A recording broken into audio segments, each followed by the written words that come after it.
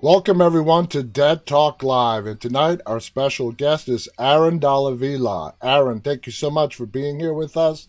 How you doing, man? Doing great, John. Thank you so much for having me, man. Dude, I got to tell you, that booth is rocking that you're in right now. Thanks, man. Yeah, this I got it during the pandemic actually because I was like, I gotta do something. So that's when I got more into voiceovers. So I actually ordered it online and it came in. Then I kind of tricked it out. Oh, that's awesome. I'm here in this little corner here. The best I have is this little green screen behind me. So we do it the best with what we have, right? And no judgment, man. Yes, we do it the best we got, man. Just work with what you got. Work with what you got. Yeah. So let's get started, all right? Man, I looked at you have 58 acting credits. Yeah.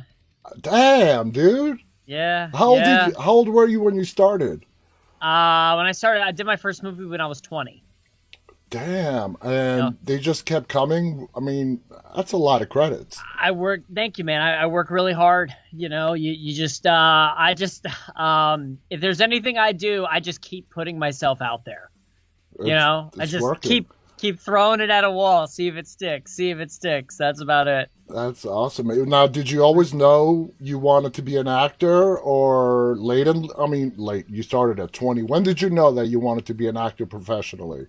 When I was 20 years old, I thought I was going to be a ballet dancer when I was 13 because I started doing dance, and I went pro when I was 18, and I thought I was going to be a ballet dancer. But I knew I was going to be an entertainer ever since I was young. My grandmother would call me Jim Carrey. And so I just fell into it, and it's something that I've loved, and but I knew I was always meant to be an artist. Now, do you still have the love for dance? Oh yeah. I still do projects for dance. I actually am in talks to do a show, an off-Broadway show next year, if nothing else comes up. Okay, cool. Now, you have done quite a bit of horror. Do you consider yourself a horror fan? I didn't really like horror until I started doing horror, and then I started seeing the community that was behind horror. It's one of the most faithful communities that I've ever experienced. They become real fans, and they love it so much that I started to kind of feed off their enthusiasm and started to love it myself. So I became a horror fan after I started doing horror movies. Yeah, it is a community like none other. I mean, Oh, bar none, bar bar none. none, That bar none. that the sci-fi community Yeah. are forget about it. So let's talk about some of your horror flicks. You Sure, did sure. Trick. Now, Yeah. Trick was directed by one of our guests, Patrick Lussier, who is Hmm. an absolutely phenomenal human being. I mean, you Yeah. can't find a cooler person than Patrick. Veteran, experienced. What was it like working with Patrick? Patrick is a gem of a human being and a gem of a director. He really lets his actors play. He knows exactly what he wants. He comes from an editing background, so he knows how he's going to cut the scene. And to be able to work with someone who directed, Nicolas Cage and Amber Heard is just, it's phenomenal. It is. It is. Now, is it true you developed a song that was inspired by your role in Trick? Tell us about that. Absolutely. Yeah, so I was so inspired by Smooth Johnny, and the script was written by Todd Farmer, another gem of a human. And I was only on for a couple days, but they ended up extending my part in the script as we were shooting. And I was in love with this character so much that I said, you know what, I got to write a song about it. So I just started crafting a song, and then I brought it to production, and I said, what do you guys think about this? So they said, oh my gosh, we love it. Now, they couldn't use it for the movie. However, I knew later on in life that it is something that I wanted to eventually put out there because, as I said before, I just keep putting myself out there. If it hits, it hits. If it doesn't, it doesn't. It doesn't matter. Yeah, Nothing ventured, nothing gained. exactly, exactly. Now with Smooth Johnny, Mhm. uh, you had a lot of freedom to sort of expand on this character. Mhm. Did Patrick give you a lot of leeway? Oh, ton. There's a lot of improv that I did in the movie. I think the whole scene when I'm in the church and we're watching Night of the Living Dead, and I'm with Troy. Yeah. That whole scene is basically scripted with improv. He really let me run wild with that character. Now, when you were developing this character, and you just said a lot of it was improv, what was your big inspiration while doing that? I just tapped into the party boy in me, because Smooth Johnny is a party boy who keeps it cool. And I have a lot of experience from life playing that guy, playing the life of the party. So it wasn't much of a stretch for me to go there. Now, when you were reading the script, you said that it was a shorter role for you. At which point did your role get expanded? After the first day. After the What? first day, yeah, I was only on for a couple days, but then it turned the days doubled, and I all of a sudden new scenes were written in for me, and I was like, great, this is awesome. So that verified to me that they liked what I was doing with the character. Absolutely, absolutely. Now, 2018, Mhm. probably one of your biggest roles in The Pledge, Oh okay? yeah, oh yeah, yeah, yeah, yeah. It addresses hazing, brutality of college fraternities. Mhm. The film had a really good, pace to it. There was no slow moments. What was it like, being there, and what was it like shooting it? Was it really quick? Did you feel it was just real high, fast-paced action while you guys were shooting? We did have a skeleton crew, so it was a very light crew. This is an indie budget that was essentially made for nothing. A lot of people think that this is a $500,000 or $1 million film. Pledge's budget was $180,000. Wow. Yeah, which is nothing for what it turned out to be. But we had an amazing cast, an amazing director, and Daniel really let us play and go at it. And it felt like one of those experiences where there was no pressure. Sometimes you show up to set and you're like, oh, I got to get this thing right. It wasn't that. It was just us playing and shooting the crap, and yeah, and it was a relatively short shoot. So you had to get it in, get it done. But we were all still finding it together as we were doing it. And then we had this phenomenal editor, Nick Voitas, who cut it together, who turned it as to what it is. And I really do believe that it's on its way to becoming an indie horror cult classic. Yep. I Yep. really think so. Yeah, and I people who watch me get tired of me saying this, but I always tell people a movie's not going to be judged when it comes out on opening weekend by critics. History will put a movie in its place. Yep. And you got to give it time. And all great movies were pretty much ripped apart when they first came out. And it wasn't until the years have passed that they settled into what has now become classic history. Now, the film is very character driven, especially in the first 20 minutes. How do you feel about your character in Pledge? He's one of my favorite characters I've ever played. It was just so much fun. And there was so much room. Daniel Robbins is one of my favorite directors to work with, and we've actually worked on 3 projects now. We've worked on 2 more feature films since Pledge, actually, and those are in post-production. He really just lets me do my thing. He takes the words that he's scripted and given to me, and he just lets me play. And it was just so much fun. And you see the work on the screen, and I can really see myself having fun. And I've always wanted to play an American Psycho Junior type, so it was really cool when Slash Film actually said Aaron Dalla and American Psycho Junior types. So that was really cool for me. Like I said, you just keep putting it out into the universe, man. You just keep doing it. And like you said, a lot of films were ripped apart when they first came out. There were some good reviews. The horror outlets loved it. The mainstream outlets hated on it. But I really do think that it will stand the test of time. I agree. I completely agree. Now, it's sort of like a satire film, but it touches on a very real subject on what is still happening today in regards of hazing, fraternities. Do you think that was an important topic that needed to be addressed in movies?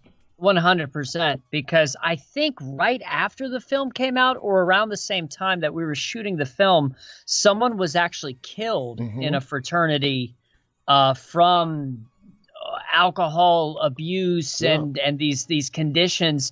I mean, I think the film speaks to the larger aspects of what is this sort of toxic masculinity culture that we've cultivated in these sort of incubators, which are the colleges, and how dangerous it is to these young men, Mm-hmm. and what it means to be a man, and it's all BS. Yeah. You know what I mean? I think it Yeah. speaks to that larger sort of idea. Exactly. I totally agree. Now you have several lighthearted comedic scenes in the film. Is that something you're comfortable doing when when it comes to comedy? I love comedy. I love comedy. A lot of people may think that I'm better at comedy than drama, Oh, actually. Yeah, I actually I am fortunate enough to be able to do both, to feel comfortable in both dramatic roles and comedic roles. I actually have a movie with Game of Thrones James Faulkner, where I play the supporting lead who's the comedic character, and that film is in post production. Actually, that film's done. It's just okay. waiting to be sold to a distributor and stuff. And I play the comedic supporting lead in that one. So I'm very comfortable when it comes to comedy. And Daniel allowed us the opportunity to flex our comedic chops, like the scene when I was coming out of the door when the guys were exhausted in the room for like 12 hours. Yeah. And I go, bah! And I clap my hands and stuff. That was all just me playing and just going for it. I That thought it was was all. hysterical, the leg crossing in the air and all Oh, that. that was all just me, just doing my thing. Woo! Yeah, all right. Yeah, just, yep, yep, yep, yep. Did you do any kind of research into that role? I mean, not the role, but fraternities, what's going on in today's Yes, colleges? Tell us yes. about that. There were some horror stories that I researched. Then I also looked into the secret societies such as Skull and Bones, because Mm-hmm. Cryptea is a very Skull and Bones secret society. I had been researching Skull and Bones and being, obsessed with the Illuminati, the occult, since I was a kid. So it was really cool to kind of take on that character who was, born into that world. So having done that research really helped me fit the mold for that character and know his sort of swagger. So yeah, yeah, and then just combine that with like the sheer brutality from the research that I did with just regular fraternities, and I think I really locked into them. Now, you know, like we said earlier, you've had 58 credits to your name. Down the line in the future, do you want to do some directing, producing, behind the camera work as your career progresses? And with that being the case, part B of the question is, when you're actually doing a film, do you try to pick up on the different directors and how they do stuff that separates them from anybody else? Okay, so I have done a couple producing things. There's a horror film called Immortal. I'm an associate producer on that Mm-hmm. one. I was producing another project that unfortunately fell through, and then I'm an executive producer on a couple projects with Daniel Robbins, and I'm a co-producer on two of his upcoming films. And then this other one, which is technically a sequel to Pledge, that Okay. which I can't really talk about. All right. But I'm a co-producer on that. And when it comes to watching directors, I'm so focused on yes, I do want to direct more and produce more down the line, 100%. Right now, my focus is acting. When I'm acting, I just purely focus on acting, and sometimes I'll see, it's a vibe I get from the director. I'll be like, if I'm really liking the set and the vibe they're going, I'm saying, I wonder what they're doing. How are they doing it differently? You know what I mean? I actually have the opportunity I'm shooting another horror project with Kane Fodder uh, and Kane and Bill Hodder? Kane Hodder. That's it, Okay. Kane Hodder. Okay. Yeah, I play his son in it actually. So Kane Hodder and Bill Mosley, a new horror Wow. project. Yeah. That I'm shooting next week, and I get to play both sides of the field. I'm actually going to be working as one of the crew on some of the days and then acting it as well. So that's when I'll really start to look at the way things operate, because when I'm in an acting mode, all I focus on is acting. You know what I mean? That's true. Okay. Yeah. Now, Bill Mosley, Kane Hodder, I mean, they're horror icons. Bill Yeah. Moseley, of course, from Rob Zombie's Mhm. House of a Thousand Corpses. Uh, you know, just going off topic here, what do you think of like Rob Zombie's House of a Thousand Corpses, Devil's Rejects, if you've seen those movies? You know, I was dating this girl who tried to have me watch House of a Thousand Corpses. I think it scared the shit out of me when I first started watching, because I grew up in a very Christian household where we were told that, you know, horror movies are the devil and all that stuff. And Rob Zombie was like scary, you know? And now I actually listen to Rob Zombie's Blitzkrieg Pop Bop on repeat Yeah. on Amazon Music. So I'm a fan of his music. And no, I think her and I watched the movie. I mean, we didn't get through the whole movie, if you know what I mean, but I'm gonna leave it at that. I'm gonna leave it at that. So but what I really want to talk about, which I'm really excited about, is my next upcoming movie with speaking of legends, Lance Henriksen. Oh, I wow. star in a movie. It's my biggest role yet. I Oh, star in a movie opposite Lance Henriksen. wow. I'm the lead in the movie called Alpha Rift. It is an action fantasy sci-fi film that will be making its premiere to select AMC theaters and streaming November 19th. So in less than 2 weeks. And I'm Holy. opposite Lance Henriksen. Yeah. And you can find the trailer on YouTube. Right now, the trailer's everywhere. We What's it have called? 100 Alpha Rift. Alpha Rift. Now, Lance Henriksen, I'm like, oh my Yeah. God. I Yeah, yeah, mean, yeah. where do you start with him? Well, Aliens? I mean, it's an endless. Aliens, Millennium, Yeah, Detroit. yeah. I mean, the man is a national treasure, and also, you know, Viggo Mortensen's directorial debut, Falling. He is one of the funniest men I've ever met, because I got a lot of time with him on set. I actually have videos of him and I Are you talking going about over Vigo or Lance? Lance. Lance, okay. I have videos of him and I going over the script, actually, in the bed and breakfast that we were both housed at. So I'm holding on to those for a long time. What a gem, national treasure, and wow, it's learning from these icons who I've worked with is a lot. But yeah, Alpha Rift is going to be it's a big deal for me. Give So us a brief this synopsis of what Alpha Rift is about. okay, Alpha Rift is about a gamer dude named Nolan Parthmore who runs a game shop, who worships a sort of D&D game, tabletop game called the Noblemen, Okay. and he's grown up with it his whole life. What he finds out is that the game that he adores and loves is actually real, and he's the bloodline of a medieval knight. So he's a bloodline of a medieval knight, so he gets thrust into a society of modern day medieval knights, and he has to fight supernatural evil. Wow.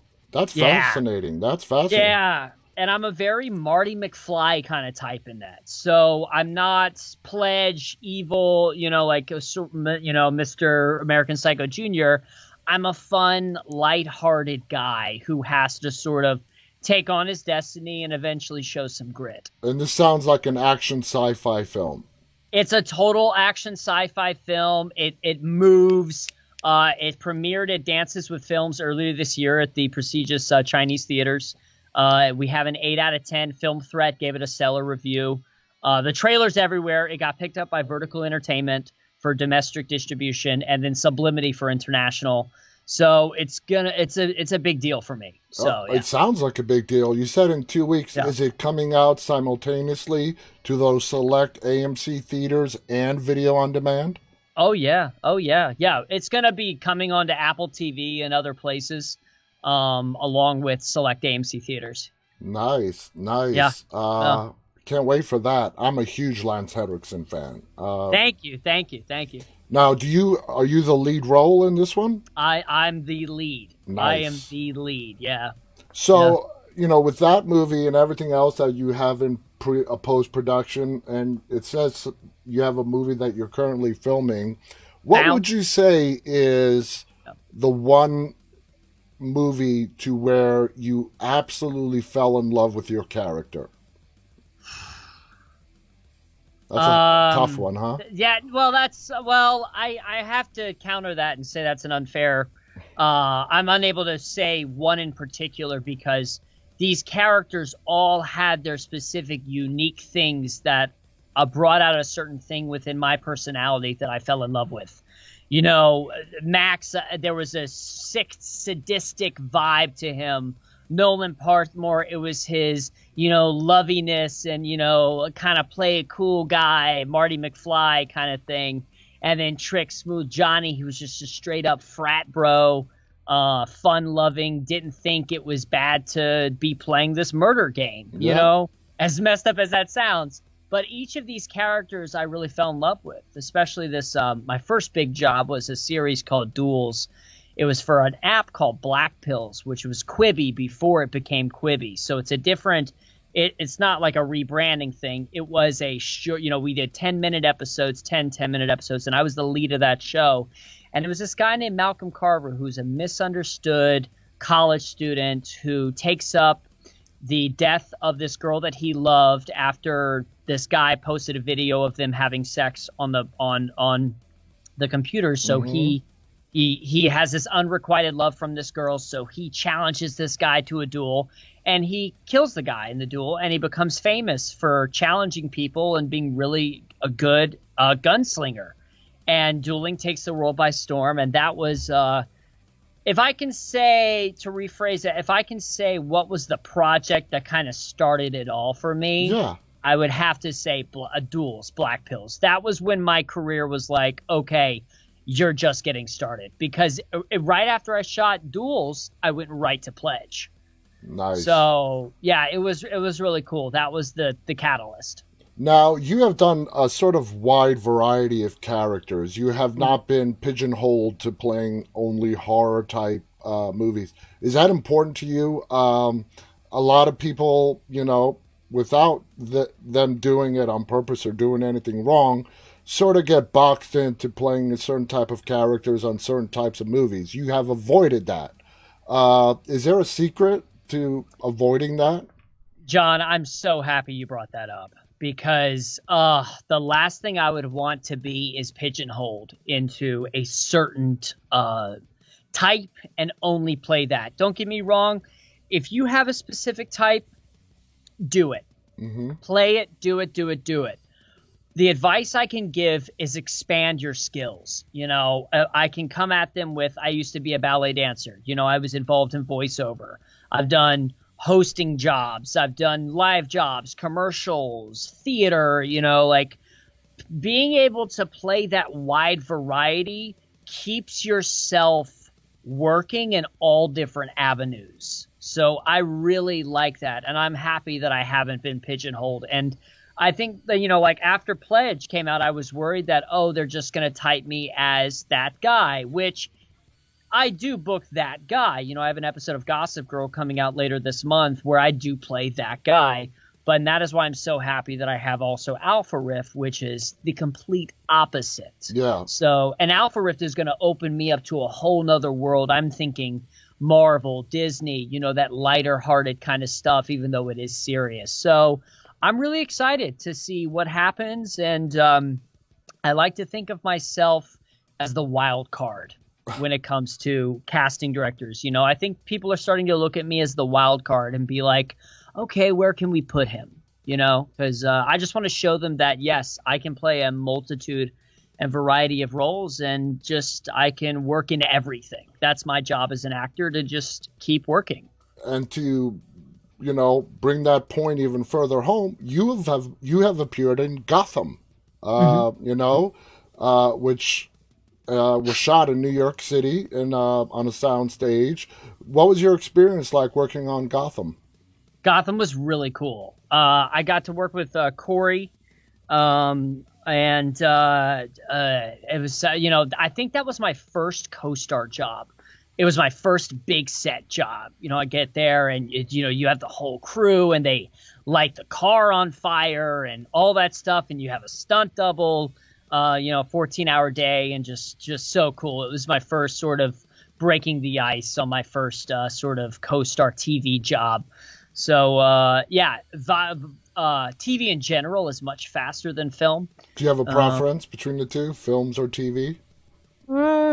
Well, I guess what I can say is besides Duels, which is TV, but it was 10-minute TV and it felt more like a movie.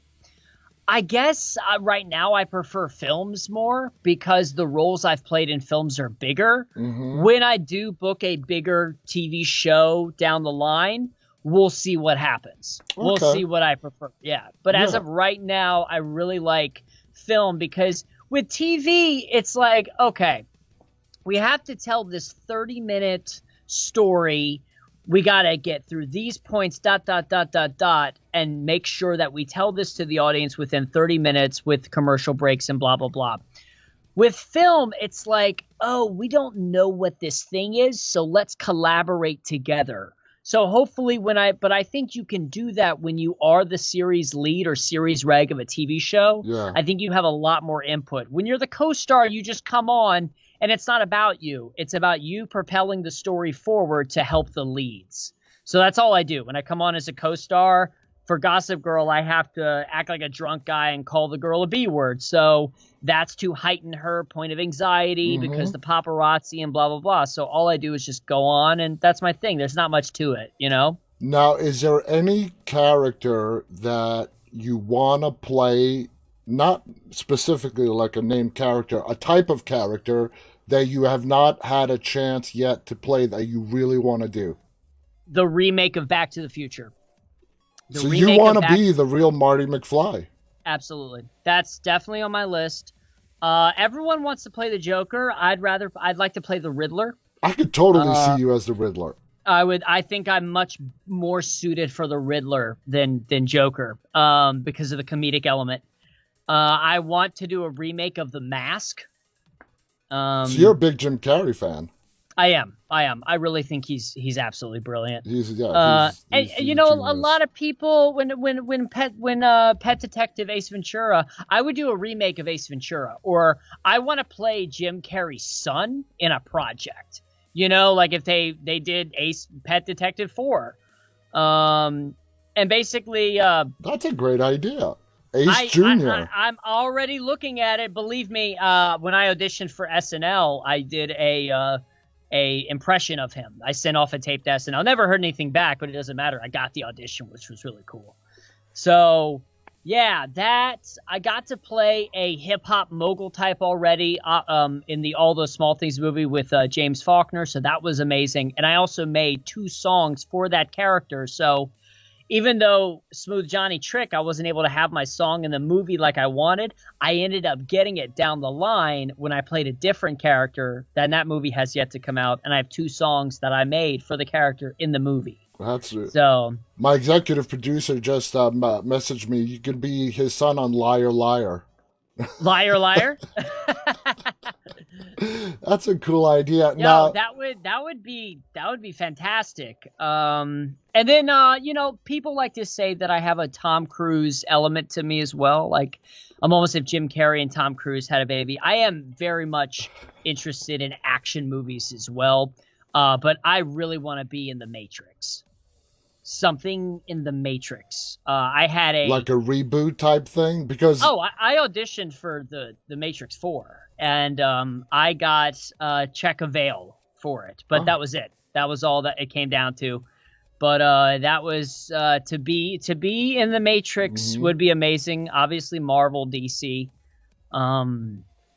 If I were to play a superhero or a villain, I'd want to play some version of Spider-Man. I think I'd want to play Spider-Man or one of his villains. One of the villains. I think there's a dark version of Spider-Man. I can't think of it right now. There's some multiverse Spider-Man version. Yeah, I think they tapped in it with one of the Tobey Maguire movies where he gets with that alien and his suit turns black. Is that what you're referring to? No, not Venom. There's a different type of. Ooh, let me see. Hold on, 1 second. Okay. Let's see. This is there's a specific one that I wanted. Scarlet Spider-Man. Scarlet Spider-Man. That's what I'd want to play. I'd want to play Scarlet Spider-Man. So I do have these dream roles and stuff and this idea of what I want to do. And top of my list, just talking to you for these last 30 minutes, you're the Riddler.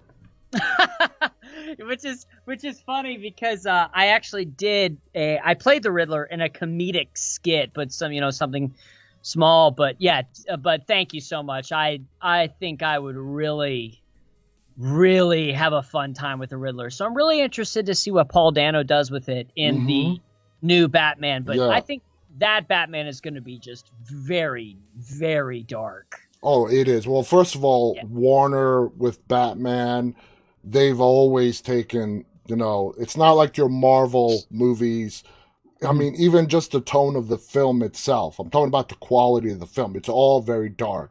The DC done with Warner Brothers, as opposed to the Marvel films, they're much more lighter. I'm Mhm. not saying I mean, they're great movies. I love the Marvel movies.